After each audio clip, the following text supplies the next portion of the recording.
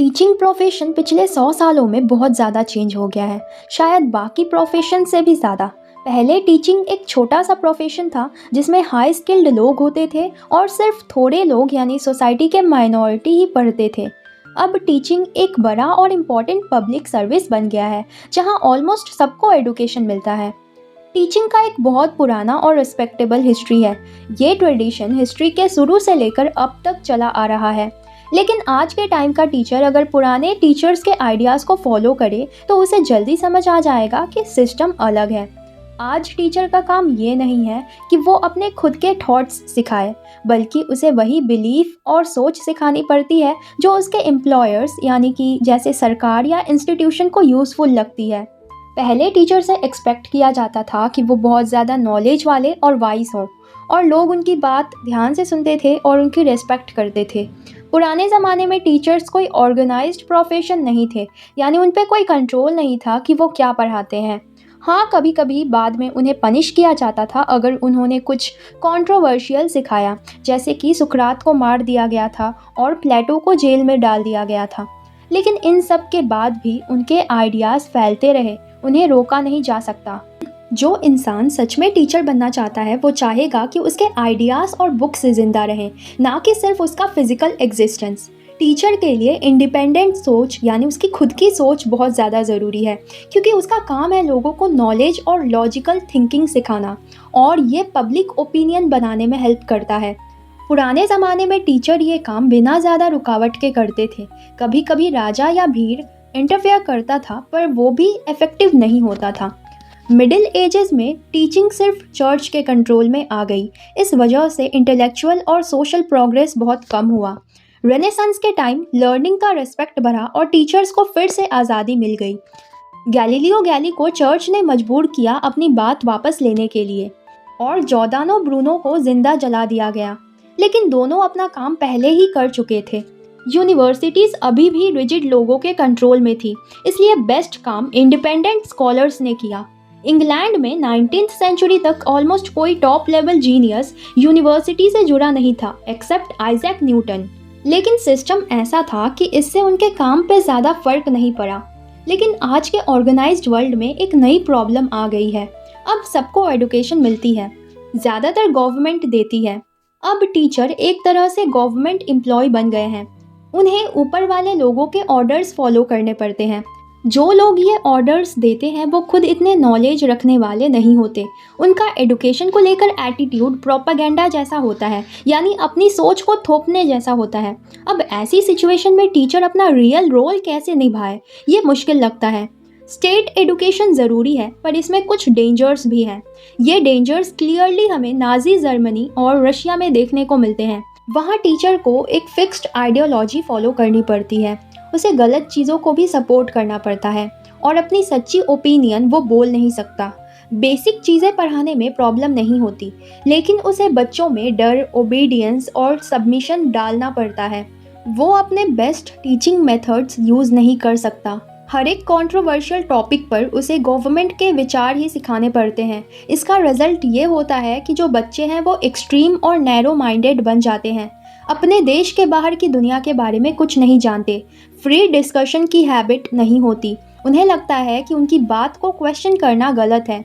ये सिचुएशन थोड़ी कम डेंजरस होती अगर सब कंट्रीज सेम आइडियोलॉजी फॉलो करती, लेकिन आज के रिजिड लोग हर कंट्री में अलग आइडियोलॉजी प्रमोट करते हैं। अलग अलग कंट्रीज में अलग अलग बिलीफ सिखाए जा रहे हैं। हर जगह एक्सट्रीम नेशनलिज्म सिखाया जा रहा है, इसलिए कंट्रीज के लोग एक दूसरे को समझ नहीं पाते। कॉमन ह्यूमन सिविलाइजेशन का कॉन्सेप्ट खत्म होता जाता है और इससे वॉर और वायलेंस बढ़ने लगती है। कल्चरल इंटरनेशनलिज्म यानी अलग अलग कंट्रीज़ के बीच नॉलेज और कल्चर का एक्सचेंज फर्स्ट वर्ल्ड वॉर के बाद धीरे धीरे और फिर फास्ट स्पीड से गिरने लगा। ऑथर एक एग्जाम्पल देते हैं। जब वो लेनिनग्राड में 1920 में गए तब उन्होंने एक मैथ्स प्रोफेसर से मुलाकात की जो लंदन, पेरिस जैसे सिटीज़ जा चुके थे और इंटरनेशनल कॉन्फ्रेंस में पार्टिसिपेट करते थे। लेकिन अब रशिया में स्कॉलर्स को बाहर जाने की परमिशन बहुत कम मिलती है, क्योंकि सरकार को डर होता है कि वो अपनी कंट्री की तुलना दूसरे कंट्रीज से करेंगे और शायद अपने कंट्री के अगेंस्ट सोचेंगे। दूसरे कंट्रीज़ में भी नेशनलिज्म बढ़ रहा है, चाहे उतना एक्सट्रीम ना हो।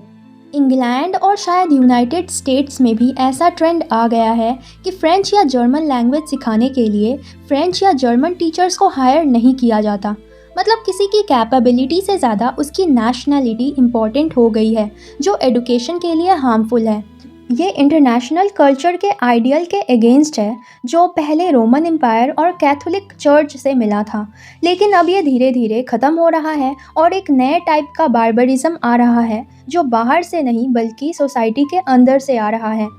डेमोक्रेटिक कंट्रीज़ में सिचुएशन अभी इतनी बुरी नहीं हुई है, लेकिन फ्यूचर में वैसा होने का डेंजर है।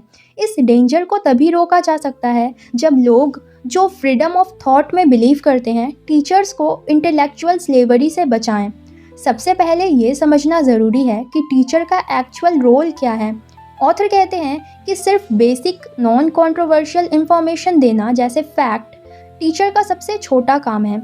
हाँ, ये ज़रूरी है क्योंकि मॉडर्न सोसाइटी में टेक्निकल स्किल्स चाहिए होते हैं और लोगों का लिटरेट होना भी इम्पॉर्टेंट है।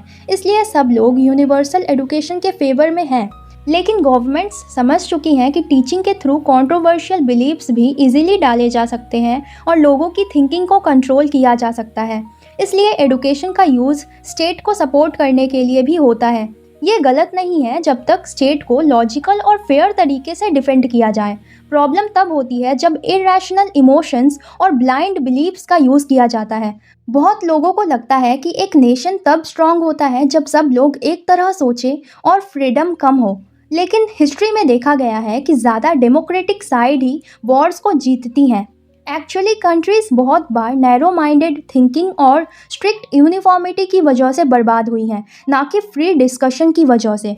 डॉगमेटिक लोग जो अपनी बात को ही एब्सोल्यूट ट्रुथ समझते हैं, वो बिलीव करते हैं कि अगर लोग दोनों साइड्स की बात सुनेंगे तो कंफ्यूज हो जाएंगे और गलत रास्ते पे चले जाएंगे।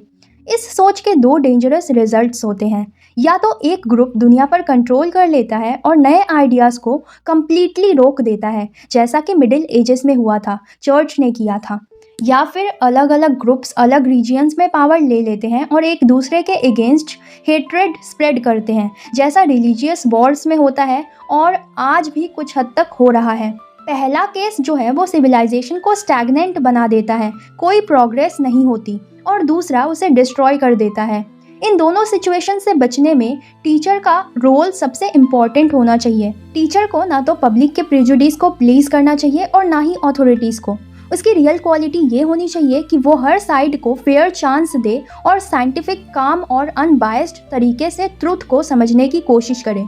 अगर उसके फाइंडिंग्स किसी पावरफुल लोगों को पसंद ना आए तो भी टीचर को प्रोटेक्ट किया जाना चाहिए जब तक वो झूठ या प्रोपागेंडा नहीं फैला रहा। टीचर का काम सिर्फ करंट कंट्रोवर्सीज को काम करना ही नहीं है, बल्कि उसके पास और भी इम्पॉर्टेंट पॉजिटिव रोल्स हैं। टीचर एक्चुअली सिविलाइजेशन का गार्डियन होता है। उसे समझने चाहिए कि सिविलाइजेशन क्या होती है, वो अपने स्टूडेंट्स में सिविलाइज्ड थिंकिंग डेवलप करें। यहाँ एक इम्पॉर्टेंट क्वेश्चन आता है, सिविलाइज्ड सोसाइटी होती क्या है? आजकल लोग अक्सर इसको मटेरियल चीज़ों से जज करते हैं, जैसे machines, cars, bathrooms, fast transport etcetera. लेकिन ऑथर के अकॉर्डिंग ये सब उतना इम्पॉर्टेंट नहीं है। रियल सिविलाइजेशन माइंड से रिलेटेड होती है, ना कि सिर्फ फिजिकल कंफर्ट से। ये पार्टली नॉलेज का मैटर है और पार्टली इमोशंस का, यानी लोग कितने समझदार, लॉजिकल और इमोशनल बैलेंस्ड हैं, यही असली सिविलाइजेशन को डिफाइन करता है। एक सिविलाइज्ड इंसान अगर किसी चीज़ को एडमायर नहीं भी कर पाता तो वो उसे समझने की कोशिश करता है, ना कि तुरंत उससे हेट करता है। वो इविल के कॉजेज़ को समझकर उन्हें दूर करने की कोशिश करता है, ना कि सिर्फ लोगों से नफरत करता है। ये सब क्वालिटीज़ एक टीचर के माइंड और हार्ट में होनी चाहिए, तभी वो अपने स्टूडेंट्स को ये वैल्यूज़ दे पाएगा। ऑथर कहते हैं कि कोई भी इंसान तब तक एक अच्छा टीचर नहीं बन सकता जब तक उसे अपने स्टूडेंट्स के लिए जेन्युइन अफेक्शन ना हो और उन्हें वैल्यूएबल चीज़ें सिखाने की सच्ची इच्छा ना हो। ये एटीट्यूड एक प्रचारक का नहीं होता। एक प्रचारक अपने स्टूडेंट्स को बस फ्यूचर सोल्जर्स की तरह देखता है जो उसके एजेंडा को सर्व करे। वो नहीं चाहता कि स्टूडेंट्स खुद दुनिया को समझे और अपना पर्पस चूज करें, बल्कि वो उन्हें अपने हिसाब से शेप करता है, जैसे एक गार्डनर पेड़ को कट करके शेप देता है। इस प्रोसेस में वो उनकी नेचुरल ग्रोथ को रोक देता है और उनमें जेलेसी, डिस्ट्रक्शन और क्रुएल्टी जैसे ट्रेट्स डेवलप हो जाते हैं। ऑथर का मानना है कि लोग नेचुरली क्रूएल नहीं होते। ज़्यादातर क्रूएल्टी चाइल्डहुड में अच्छी चीज़ों को सप्रेस करने की वजह से आती है। आज दुनिया में रिप्रेशन और पर्सिक्यूशन कॉमन है, लेकिन ये ह्यूमन नेचर का परमानेंट पार्ट नहीं है। ये अक्सर अनहैप्पीनेस का रिजल्ट होता है। टीचर का काम होना चाहिए कि वो स्टूडेंट्स के सामने ऐसी अपॉर्चुनिटीज़ दिखाए जो उन्हें खुशी भी दे और यूज़फुल भी हो, जिससे उनमें काइंडनेस डेवलप हो और दूसरों से जेलसी ना हो। बहुत लोग हैप्पीनेस को इम्पोर्टेंस नहीं देते और इसे रिजेक्ट करते हैं, लेकिन ऑथर कहते हैं कि ये सावर ग्रेप्स यानी खट्टे अंगूर जैसा एटीट्यूड हुआ। अपनी हैप्पीनेस सैक्रिफाइस करना एक अलग बात है, लेकिन ओवरऑल हैप्पीनेस को इग्नोर करना गलत है। ऐसे लोगों के अंदर अक्सर हिडन क्रुएल्टी होती है जो उनके चाइल्डहुड के एक्सपीरियंस से आती है। इसलिए एडुकेशन का एम होना चाहिए ऐसे एडल्ट्स बनाए जाएं जो साइकोलॉजिकली हेल्दी हो और दूसरों की हैप्पीनेस से जेलस ना हो। आज के टाइम में बहुत टीचर्स अपना बेस्ट नहीं दे पाते और इसके कई रीजंस हैं। एक सिंपल रीज़न ये है कि टीचर्स को बहुत ज़्यादा काम करना पड़ता है और उन्हें सिर्फ एग्ज़ाम्स के लिए स्टूडेंट्स को प्रिपेयर करना पड़ता है इंस्टेड ऑफ उन्हें ओपन माइंडेड और थॉटफुल बनाना। जो लोग टीचिंग प्रोफेशन में नहीं है उन्हें आइडिया ही नहीं होता कि टीचिंग कितनी मेंटली एग्जॉस्टिंग होती है। जैसे रिलीजियस लीडर्स से एक्सपेक्ट नहीं किया जाता कि वो रोज़ कई घंटे सरमन्स दे, लेकिन टीचर्स से वैसे ही कंटिन्यूअस एफर्ट एक्सपेक्ट किया जाता है। इस वजह से टीचर्स स्ट्रेस, नर्वस हो जाते हैं, अपने सब्जेक्ट्स में अपडेटेड नहीं रह पाते और स्टूडेंट्स को लर्निंग का रियल जॉय यानी रियल मज़ा फील करा नहीं पाते। लेकिन सबसे बड़ा प्रॉब्लम ये नहीं है। सबसे सीरियस इशू ये है कि हर कंट्री में कुछ ओपिनियंस को करेक्ट माना जाता है और कुछ को डेंजरस। टीचर्स को उन ओपिनियंस के खिलाफ बोलने की आज़ादी नहीं होती। अगर वो अपनी सोच बताते हैं तो उसे प्रोपेगेंडा कहा जाता है, लेकिन पहले से अप्रूव्ड आइडियाज़ सिखाना नॉर्मल टीचिंग माना जाता है। इसका रिजल्ट ये होता है कि क्यूरियस स्टूडेंट्स को सच जानने के लिए क्लासरूम के बाहर जाना पड़ता है। अमेरिका में एक सब्जेक्ट होता है सिविक्स, जहाँ स्टूडेंट्स को एक आइडियल वर्जन सिखाया जाता है कि सिस्टम कैसे काम करता है, लेकिन रियल सच्चाई को छुपा लिया जाता है। जब यही स्टूडेंट्स बड़े होकर सच जानते हैं तो उनमें नफरत आ जाती है और वो पब्लिक आइडियाज़ पर ट्रस्ट नहीं करते। अगर उन्हें पहले ही सच प्रॉपरली समझाया जाता तो वो लोग ऐसे लोग बनते जो प्रॉब्लम्स को सॉल्व करते, ना कि उन्हें इग्नोर कर देते।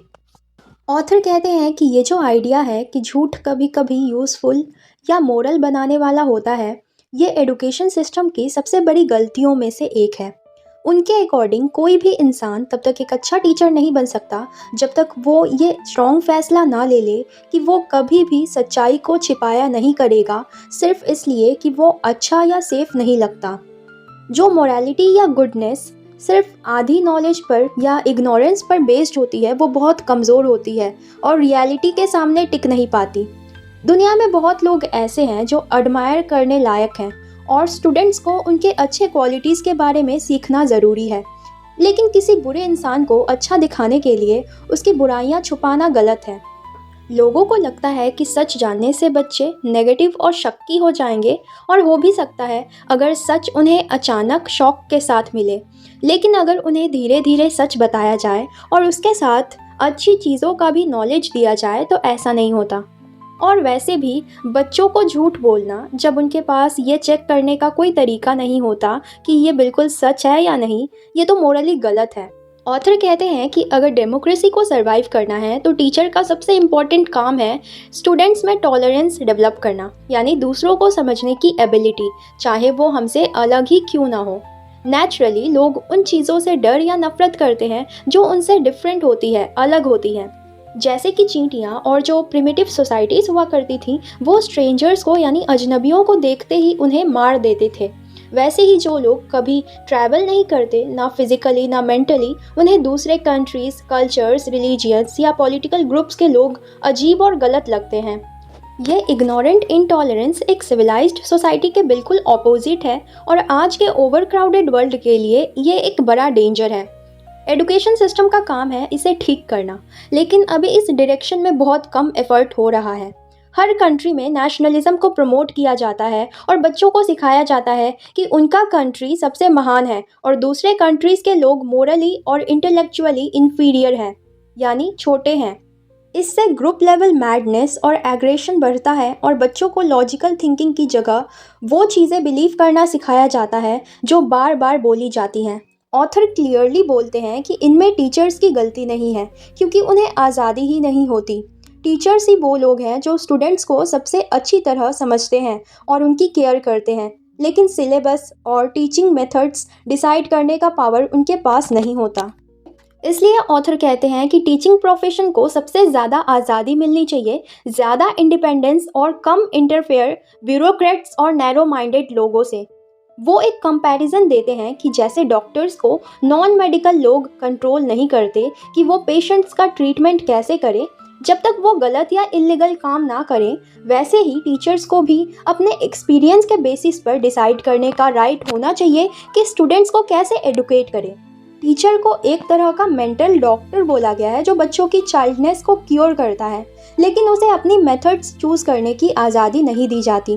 कुछ फेमस यूनिवर्सिटीज़ अपनी रेपुटेशन की वजह से थोड़ी इंडिपेंडेंस इंजॉय करती हैं, लेकिन ज़्यादा इंस्टीट्यूशंस उन लोगों के कंट्रोल में हैं जो टीचिंग को प्रॉपरली समझते भी नहीं।